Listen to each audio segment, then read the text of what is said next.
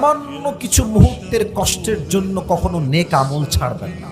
মনে রাখবেন, এই কষ্ট 10 মিনিট পরেই শেষ হয়ে যাবে, বাট আপনি 10টা মিনিট স্যাক্রিফাইস করে যে নামাজটা পড়লেন, যে কোরআন তেলাওয়াতটা করলেন, যে তাহাজ্জুদটা করলেন, 10 মিনিটের কষ্ট কিন্তু শেষ হয়ে যাবে, আর এই আমলটা আপনার জন্য আজীবন থেকে যাবে।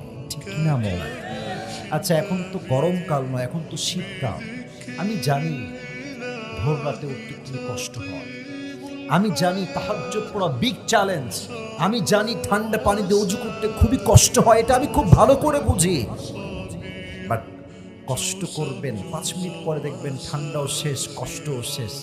বাট ওই যে আপনি 2টা রাকাত তাহাজ্জুদ আল্লাহর কাছে পড়লেন, ফজর নামাজটা জামাতে পড়লেন, এটা 10 মিনিটে নয়, এটা আপনার আজীবন সঙ্গী হয়ে থেকে যাবে। ঠিক কিনা বলেন?